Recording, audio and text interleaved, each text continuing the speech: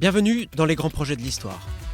Dans ce podcast, nous comparons les défis des développements de projets, informatiques ou non, aux grands projets historiques, comme la reconstruction de la cathédrale Notre-Dame de Paris, la construction de Venise ou des pyramides.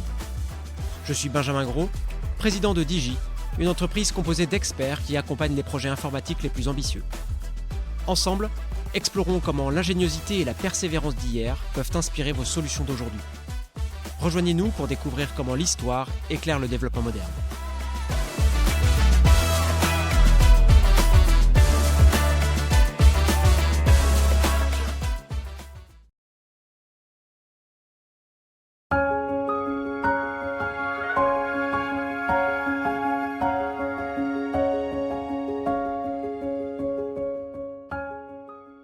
Imaginez une cité antique, baignée de soleil, dont les fontaines jaillissent en permanence, les bains publics accueillent les citoyens et les cultures prospèrent grâce à un accès constant à l'eau douce. Ce miracle, ce confort, ce luxe à une époque où l'ingénierie moderne n'existait pas encore, c'est le fruit d'un exploit technique millénaire, les aqueducs romains. Aujourd'hui, nous allons explorer l'histoire fascinante de ces structures titanesques. Comment les Romains ont-ils réussi à faire couler l'eau sur des dizaines, parfois des centaines de kilomètres, en s'adaptant à un relief capricieux et en surmontant des défis logistiques extrêmes? Et surtout, quels enseignements pouvons-nous en tirer pour nos projets modernes? Car oui, derrière chaque arc de pierre se cache une leçon de planification, de coordination, d'adaptation et de communication. Autant d'ingrédients essentiels pour réussir un projet d'infrastructure en milieu complexe. Les premiers aqueducs romains apparaissent au IVe siècle avant Jésus-Christ. Leur objectif est simple, amener l'eau des sources situées dans les montagnes jusqu'aux villes, parfois distantes de plusieurs dizaines de kilomètres. Mais cette simplicité apparente cache une réalité complexe. Pour garantir une pente constante, faible mais suffisante pour que l'eau coule par gravitation, les ingénieurs devaient calculer au millimètre près le tracé du canal. Trop de pente et l'eau allait trop vite, abîmant les conduits. Pas assez et elle stagnait. Ce besoin de précision nous enseigne une première leçon de gestion de projet, la planification stratégique. Avant même de poser une pierre, les Romains étudiaient le terrain, analysaient les reliefs, traçaient des itinéraires et concevaient des modèles réduits.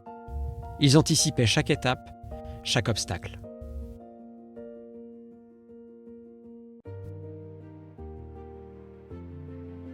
Pour cela, ils utilisaient des instruments sophistiqués pour l'époque, comme le chorobat, une sorte de niveau à eau en bois utilisé pour mesurer les pentes avec précision. Cette méthode leur permettait d'éviter des erreurs de conception catastrophiques.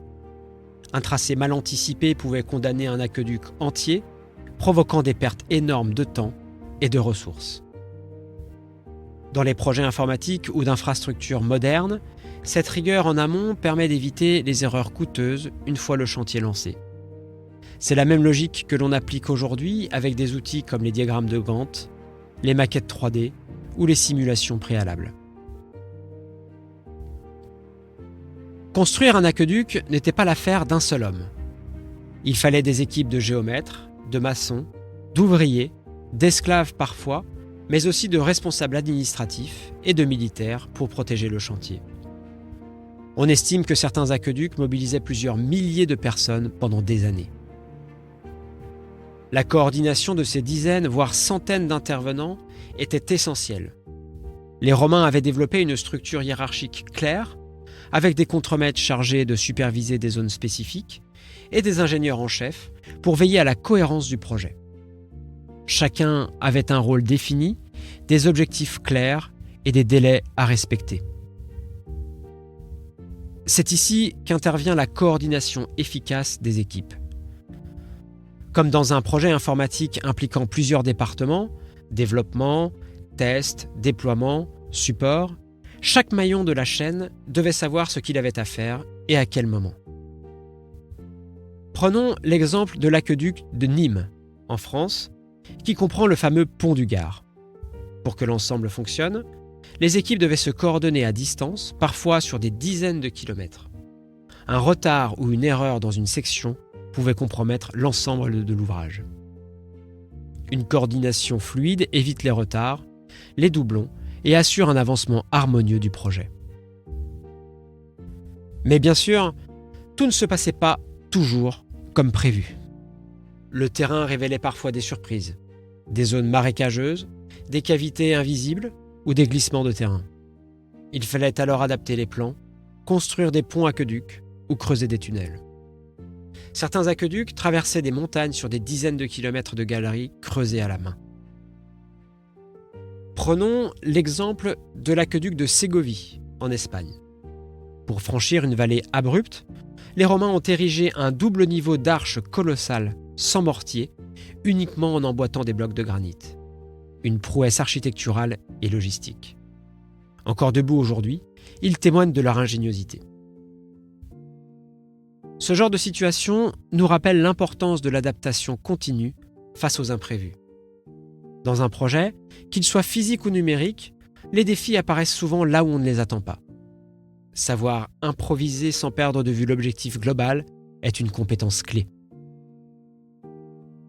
Dans le domaine informatique, c'est ce qu'on appelle souvent l'agilité. Réagir rapidement à un changement de spécification, à une faille de sécurité ou à un bug critique, tout en maintenant la cohésion de l'équipe, demande une réelle maîtrise de l'adaptation. Et puis, il y avait un autre défi, moins technique mais tout aussi crucial, la communication. Les aqueducs étaient des projets publics, il fallait obtenir l'accord du Sénat, convaincre les citoyens, expliquer les détours parfois nécessaires et gérer les protestations lorsque les terres agricoles étaient concernées. Les Romains savaient qu'un projet mal compris était un projet menacé. Ils ont donc appris à communiquer clairement avec les parties prenantes, en s'appuyant sur des représentants locaux, des symboles de prestige comme les fontaines monumentales ou des inscriptions célébrant les bienfaits de l'ouvrage. Les aqueducs n'étaient pas juste des infrastructures, ils étaient des outils de propagande. En apportant l'eau, l'État romain démontrait sa puissance, sa générosité et son ingéniosité. La communication participait donc à la pérennité du projet. Aujourd'hui, c'est pareil. Dans un projet complexe, mal informés, les acteurs s'opposent. Bien informés, ils deviennent alliés. Alors, que nous apprennent les aqueducs romains ? Qu'il est possible de bâtir des infrastructures colossales, même dans des conditions extrêmes, à condition de planifier rigoureusement, de coordonner efficacement, de s'adapter continuellement et de communiquer clairement. Ces principes valent aussi pour les projets modernes, notamment en informatique. Qu'il s'agisse de déployer un système réseau dans une région isolée, de lancer une plateforme sur plusieurs continents ou de rénover une infrastructure obsolète, les mêmes compétences s'appliquent. Et n'oublions pas une chose essentielle, la durabilité. Beaucoup d'aqueducs romains fonctionnent encore, leur longévité est donc la preuve que les Romains construisaient pour durer. Dans nos projets modernes, pensons-nous à la maintenance, à l'évolution et à la transmission.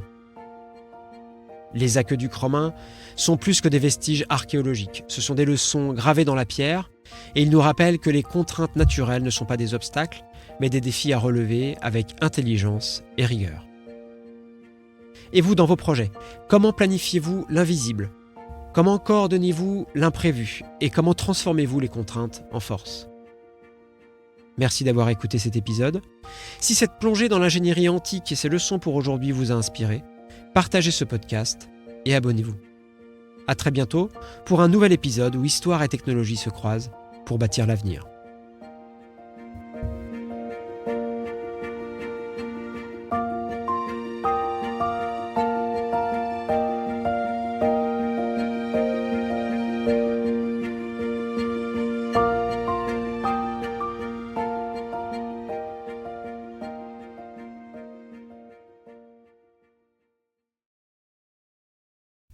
Pour plus d'informations sur les activités de Digi, rendez-vous sur www.digi.fr.